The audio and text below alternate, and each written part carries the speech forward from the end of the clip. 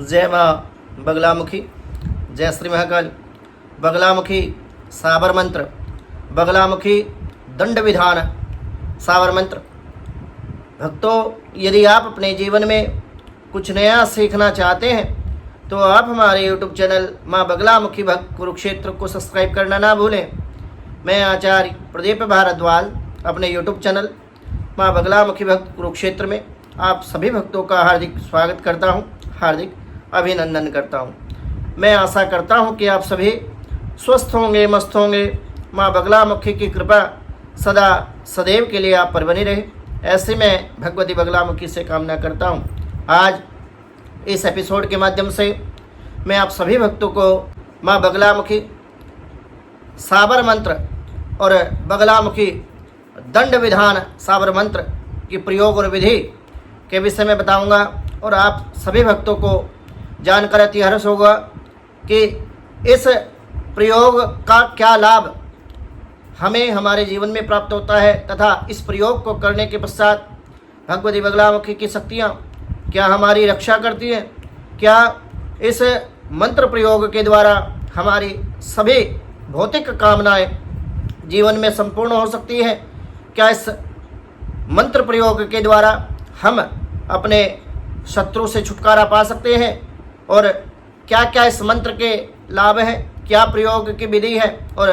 कैसा शास्त्रों में इस प्रयोग के विषय में बताया गया है। संपूर्ण जानकारी आपको मेरे द्वारा एपिसोड के माध्यम से प्राप्त होगी। आप वीडियो को बिना स्किप किए हुए पूरा अवश्य देखें ताकि आपको एक अपने जीवन में अद्भुत ज्ञान प्राप्त हो सके और भगवती बगलामुखी जिनको 10 महाविद्याओं में अष्टम विद्या कहा जाता है उनके विषय में एक अद्भुत ज्ञान और जानकारी आपको आपके जीवन में प्राप्त हो सके। शत्रु को दंड देना। यदि आप निरपराधी हैं और शत्रु आप पर लगातार तंत्र का दुरुपयोग कर आपको परेशान कर रहा है या फिर टोटके आदि करके आपके जीवन को शत्रु ने नरक बना दिया है, तो आप भगवती बगलामुखी माँ पीताम्बरा, जिनको शास्त्रों में कहा जाता है माँ के दंड विधान प्रयोग करने में विलंब ना करें। परंतु एक बात मैं आपको विशेष रूप से कह देना चाहता हूँ, यदि आप निश्चित रूप से सत्यता पे हैं और अकारण ही कोई व्यक्ति आपसे शत्रुता रखते हुए आपका जीना जिस व्यक्ति ने दुर्भर कर दिया है, तो केवल उन व्यक्तियों के लिए प्रयोग मैं बता रहा हूँ। और इस मंत्र का जो प्रयोग है वो गुरु दीक्षित होकर के ही करना चाहिए, क्योंकि जिन चीज़ों के जितने तीव्र प्रभाव जीवन में होते हैं, जिन प्रयोगों के जो प्रभाव हैं बहुत ही तीव्र होते हैं, तो उनके साइड इफेक्ट ऐसा नहीं है कि आपको नहीं होगा। वो आप भले ही सत्यता पे हैं परंतु कहीं ना कहीं ये अनैतिकता है, ये प्रकृति के नियम का उल्लंघन है और भगवती की कृपा पात्र तो आप बन ही जाएंगे, परंतु फिर भी कुछ भाग, क्योंकि किसी को कष्ट देना, किसी से निजी शत्रुता रखते हुए उस पर तंत्र आदि प्रयोग करना, यह भी कहीं ना कहीं शास्त्रों में अनैतिक बताया है। यदि हम वैदिक के अनुसार देखें तो इसका जो प्रयोग है आपको किसी योग्य गुरु के सानिध्य में या फिर किसी योग्य गुरु से दीक्षा लेने के पश्चात ही आप इस दंड विधान को कर सकते हैं, अन्यथा आपको इसमें हानि भी हो सकती है। तब माँ बगलामुखी के दंड विधान करने में आप देरी ना करें, ना ही आप विलंब करें, जब तक दुष्ट को उसकी दुष्टता का दंड नहीं मिल जाता। यदि कोई दुष्ट है जिसके कारण आपका जीना जो है दुर्भर हो गया है, वह अपनी शक्तियों का दुरुपयोग करता ही रहता है, आप पर अनैतिक तरीके से तंत्र अभिचार आदि क्रिया करके आपके ऊपर बार बार तंत्र क्रिया आदि कोई व्यक्ति करता है, अपने गुरु से आज्ञा लेकर दंड विधान को आप प्रारंभ कर दें। शीघ्र ही दुष्ट के किए हुए कर्मों की सजा माँ बगलामुखी स्वयं देती है। निश्चित रूप से ये एक ऐसा प्रयोग है जो कभी ना फेल होने वाला एक मात्र और मात्र ऐसा प्रयोग मैं आप सभी भक्तों के समक्ष लेकर के उपस्थित हुआ हूँ। यदि आप इसको अपने जीवन में अपना लेते हैं तो आपके जीवन से शत्रु बाधा समूल नष्ट हो जाएगी, आपका शत्रु निस्तेज हो जाएगा और वो आपका अनिष्ट नहीं कर पाएगा। मैं अपने जीवन काल में ऐसे बहुत सारे भक्तों को और बहुत सारे लोगों को जानता हूँ जिनका पूरा जीवन संघर्ष में निकल गया, परिश्रम करने के बावजूद भी उन लोगों को अपने जीवन में परिश्रम का प्रतिफल अपने जीवन में प्राप्त नहीं हुआ और सारा जीवन वो परेशान ही रहे, अनैतिकता के कारण लगा लीजिए या स्वयं के कर्मों के कारण लगा लीजिए, या आप तंत्र अभिचार आदि क्रिया किसी दूसरे व्यक्ति के द्वारा की गई उसके द्वारा लगा लीजिए, परंतु उन व्यक्ति का जो संपूर्ण जीवन है वो संघर्ष में रहा और पूरा जीवन उन लोगों को अपने जीवन में सफलता नहीं मिल पाई। काफ़ी मंत्र प्रयोग कर लिए, बगलामुखी यज्ञ भी वनखंडी में जा करके और नलखेड़ा में जा करके, ऐसे बहुत सारे लोग मेरी वीडियो पे कमेंट कर रहे हैं, तो ऐसे निजी लोगों से मैं बातचीत भी करता हूं, तो ऐसे बहुत सारे ऐसे लोग हैं जिनका काम भगवती बगलामुखी के यज्ञ के प्रभाव के द्वारा भी नहीं हुआ। तो इस बात को सोचते हुए भगवती की प्रेरणा स्रोत, माँ के आशीर्वाद और माँ की इच्छा अनुसार मैं ऐसे प्रयोग को आपके समक्ष लेकर के आया हूँ। आपने यदि अपने जीवन में मंत्र प्रयोग में सफलता नहीं मिल पा रही, आपने मंत्र प्रयोग किया, यज्ञ किया या फिर किसी के द्वारा आपने कराया, उसके द्वारा भी यदि आपको सफलता नहीं मिल पा रही, तब ग्रामीण आंचल में प्रचलित माँ पीताम्बरा के सावर मंत्र का प्रयोग आप करके अपने जीवन को सुखद और सौहार्द बना सकते हैं। सुखद परिणाम इस प्रयोग के द्वारा मिलता है। प्रयोग से पूर्व साबर पद्धति से इसे जागृत कर लेते हैं, अर्थात होली और दीपावली का जो समय होता है, ग्रहण काल का जो समय होता है, इस समय पर आप इस मंत्र का 1008 बार जप करके इस मंत्र को सिद्ध कर लें, इस मंत्र को जागृत कर लें। और जागृत करने के बाद यदि आप इस मंत्र का प्रयोग करते हैं तो आपके जीवन में एक अद्भुत चमत्कारी लाभ इस प्रयोग के द्वारा आपको देखने को मिलेगा। मंत्र प्रयोग से पूर्व अब मैं प्रयोग विधि पर आता हूँ। मंत्र प्रयोग से पूर्व कन्या पूजन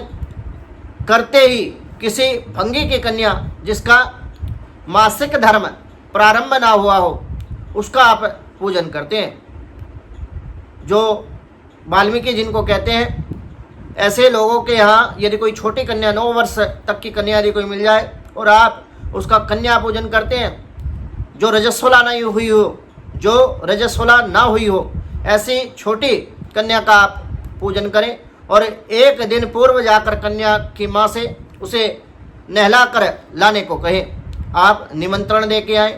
कि उनकी माता से आप आग्रह करें कि मैं देवी पूजन करना चाहता हूँ, आप इसको इस माता स्वरूप बालिका को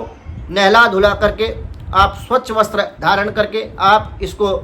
मेरे घर लेकर के आए और आप उस चंडी स्वरूप बालिका को, भगवती स्वरूप बालिका को पीले वस्त्र और अति उत्तम वस्त्र, जो अच्छे वस्त्र हों, पहनने में देखने में जो सुंदर हों, जो भव्य हों, जो पहनने योग्य हों, ऐसे वस्त्र उस छोटी सी माँ चंडी के स्वरूप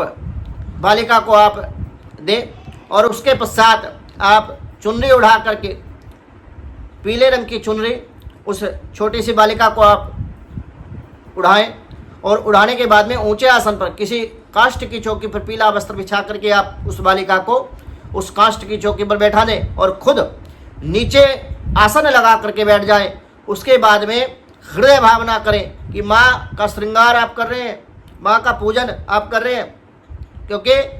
विशेष रूप से एक बात मैं आप लोगों से कह देना चाहता हूँ कि भावे विद्यते देवो भव। यदि आपके अंदर भाव की कमी होगी, समर्पण की कमी होगी और कहीं ना कहीं आपके मन में छल कपट होगा,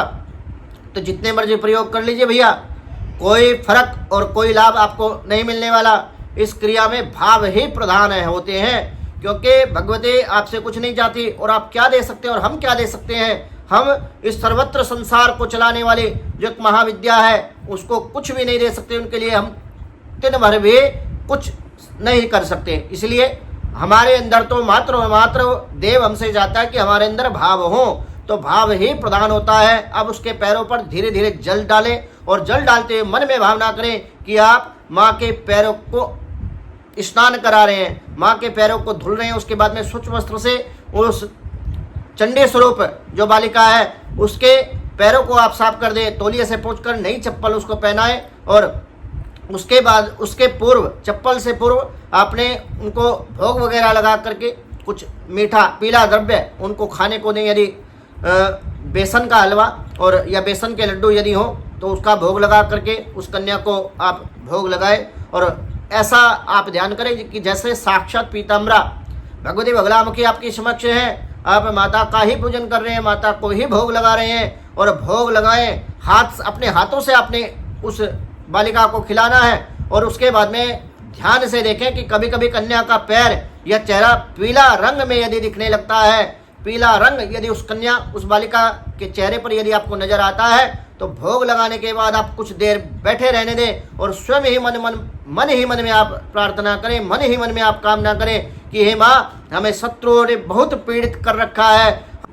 हमारे शत्रुओं ने हमारा जीना दुर्भर किया हुआ है, हम पर कृपा करें, अपना आशीर्वाद हमें दे, उन शत्रुओं से हमारी रक्षा करें, वह उन्हें दंड दें। ऐसी आपने कामना करनी है। और उसके बाद में हाथ जोड़ करके भगवती बगलामुखी का ध्यान करते उस कन्या के समक्ष प्रणाम करें और भगवती स्वरूप उस कन्या को मान करके आप माँ भगवती बगलामुखी का ध्यान करते हुए उनसे मन ही मन में अपनी कामना कहें। उसके बाद में उनका आशीर्वाद लें, पैर छू करके आप उनको चरण स्पर्श करें और आशीर्वाद लेने के बाद में फिर आप उस कन्या के हाथ में यथाशक्ति दक्षिणा, जो भी आपकी सामर्थ्य के अनुसार आप दक्षिणा जरूर दें और आशीर्वाद लेकर इस रात्रि में इस मंत्र का 108 बार जप आपको जरूर करना है। और 108 बार जप कर पुनः शत्रु को दंड देने तो भगवती बगलामुखी माँ पीताम्बरा से प्रार्थना करें। 7 दिन तक लगातार यदि आप इस प्रयोग को करते हैं, माँ पीताम्बरा शत्रु को मृत्यु तुल्य दंड देगी। ऐसा दंड देगी कि उस व्यक्ति ने अपने जीवन में कल्पना नहीं की होगी। जैसा मैंने देखा है, प्राण प्रतिष्ठित बगलामुखी यंत्र को सामने रख करके आप उसकी विधिवत पूजा करें, प्राण प्रतिष्ठा करा करके किसी योग्य ब्राह्मण के द्वारा यदि आप यंत्र प्राप्त कर लेते हैं और विधिवत गंधा अक्षत पुष्प से पंचोपचार उसकी नॉर्मल तरीके से यदि पूजा करते हैं, भोग निवेद्य आदि दे करके यदि आप यंत्र की पूजा कर लेते हैं, उसके बाद हल्दी की माला से 108 बार कम से कम इस मंत्र का जाप करते हैं। इस मंत्र का प्रयोग आप आजमाने हेतु ना करें कि मैंने आजमाना है या फिर निरपराधी व्यक्ति पर भूल करके भी इस मंत्र का प्रयोग आपको नहीं करना, नहीं तो इसका जो दुष्परिणाम है वो आपको भोगना पड़ेगा। निश्चित रूप से आप समझ लीजिए, क्योंकि इसका जो परिणाम है वो आपको आपके जीवन में आपको भोगना पड़ेगा। यदि आप किसी को अकारण ही दंडित करना चाहते हैं, अकारण ही आप किसी से निजी शत्रुता रखते हुए यदि उसको दंड देना चाहते हैं, यदि उसको कष्ट पहुंचाना चाहते हैं, तो इसका जो दुष्परिणाम है वो आपको आपके जीवन में भुगतना पड़ेगा। जो लोग दुखी हैं एक्चुअल में, जिनको समस्या है, जो शत्रुबाधा से पीड़ित है और जो निरपराध है, जिनको शत्रु ने सच में ही तंत्र विचार आदि क्रिया के बंधन में ले रखा है, वही व्यक्ति इस प्रयोग को करे। अब भगवती बगलामुखी का जो मंत्र प्रयोग है, साबर मंत्र प्रयोग, तो बगलामुखी मंत्र ये है कि जय जय बगला महारानी, अगम निगम की तुम ही बखानी। ध्यान से सुनना है आपको कि जय जय बगला महारानी, अगम निगम की तुम ही बखानी, संकट में घिरा दास तुम्हारो, संकट में घिरा दास तुम्हारो, अमुक अमुक के स्थान पर आपको अपना नाम लेना है, अपना नाम लेना है। उसके बाद में दास को तुरंत उबारो, बैरी का बल छीन लो, सारो निर्दयी दुष्टों को तुम ही संहारो, जिह्वा खींच लो शत्रु की सारी, बोल सके ना बीच सभारी, तुम मातु मैं दास तुम्हारा, आन हरो मम संकट हारा, दोहाई काम रूप कामाख्या माई की। पुनः एक बार मंत्र दोहरा देता हूँ, मंत्र को ध्यान से सुनना है। और मंत्र में जहाँ अमुक शब्द आया है वहाँ पे अपना नाम आपको लेना है। मंत्र है जय जय बगला महारानी, अगम निगम की तुम ही बखानी, संकट में घिरा दास तुम्हारो। अमुक अमुक के स्थान पर आप अपना नाम ले, मैं अपना नाम लेकर के आपको दिखा देता हूँ। संकट में घिरा दास तुम्हारो, प्रदीप दास को तुरंत उबारो,